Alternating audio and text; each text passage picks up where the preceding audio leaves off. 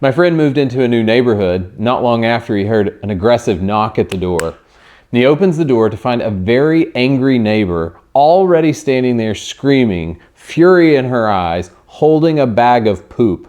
She's saying things like, "If you don't keep your dog from pooping in my lawn," and she just went on and on and on, and he listened for a while, and finally there was a chance to break into the conversation, and he said, "Ma'am, I can see why you're upset, but I don't own a dog." And he said it was the funniest thing ever to watch her demeanor change, like her face changed, her words changed. She instantly tripping over herself to apologize. She's a completely different person. "Oh, I'm so sorry." You ever shake poop at the wrong person? Last week we introduced the theme verse, Psalm 19:14, which says, "May the words of my mouth and the meditation of my heart be acceptable in your sight, Lord, my rock and my redeemer." One of the things I love about that passage is it highlights the connection between our words and our thoughts, right? They shape each other, they inform each other.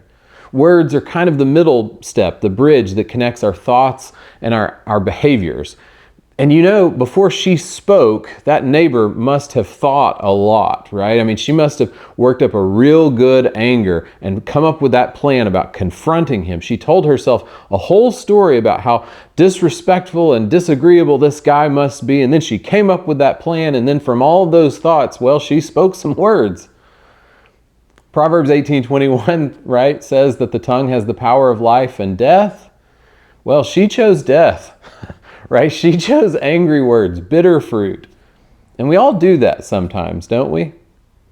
But what that story shows is that sometimes when we think, we actually need to think again, right? I mean, we cannot believe everything we think. So tonight, let's talk about thinking again, about challenging and replacing bad thoughts and learning how to speak life. First, what does it mean to speak life? Well, Jesus, of course, is our example, right? He is life. And in John 1:14, he's described as always being full of what two things? Grace and truth. Not one or the other, but always both. And I think that's a pretty good description of how we should speak, right? We want to choose words that are both true and gracious, deeply true and deeply gracious. Ephesians 4:15 says essentially the same thing, right? That we speak the truth in love, right? And it's the combination of those two things, the doing it in love, that causes us to grow. Recently, we had some work done here at the house, and the guys trampled all over Jessica's flowers. Some words do that too, right? They trample all over people. They leave them hurt or wilted. They cause them to close up, right? That would be speaking death. And when we do that to other people, right, that sounds like anger and judgment and criticism, sarcasm, insults, words of exclusion. We even speak death to ourselves sometimes, right? Our internal self-talk will be really self-defeating negativity or harsh criticism. And you know, usually those go together, right? The angriest people are angriest at themselves. Other words, though, are like tending those flowers, watering them, letting the sun shine on them. That's speaking life. And when we do that, our words make others more comfortable, more confident, more alive. They make us more ourselves and more alive too.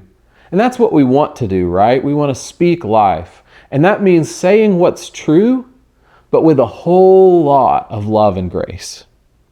A couple more passages for you. Ephesians 4:29 says, "Do not let any unwholesome talk come out of your mouths, but only what is helpful for building others up according to their needs, that it may benefit those who listen." So when we speak, we have to be intentional about what is it that benefits this person I'm talking to? What would serve them and encourage them? What would build them up? What benefits them? Not, what can I say that would make me feel superior or less anxious for a brief moment before I realize painfully that I should not have said that? And then Colossians 4:6 says, "Let your conversation be always full of grace, seasoned with salt, so that you may know how to answer everyone." In that analogy, grace is kindness, right? And salt would be the challenge or the bite of our words. And the ratio is that we should always have way more grace and kindness than salt or confrontation. The world, of course, reverses that, right? We live in a culture of outrage and overreaction, a culture where there's just not enough compassion. But I want to ask, how are you doing with that lately? Right? When you speak, do you lead with grace? Or maybe there's a little more anger in your words than you're comfortable with?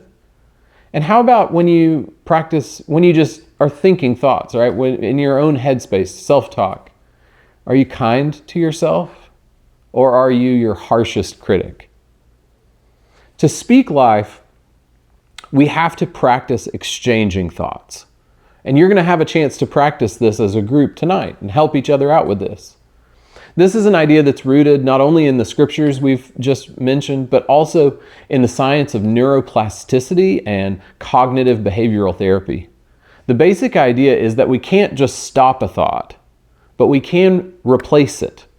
We can trade it out. We can exchange our thoughts. And when we do that, we change our behavior. And over time, we actually rewire our brains to become more faith-filled or more positive people. So in those moments where we give in to anger or negativity, it's more likely that we'll do that next time. But when we're intentional about this, when we practice, speaking positively, speaking life, speaking words of faith, then it's more likely we'll do that next time. And over time, we grow into more gracious people. We bloom.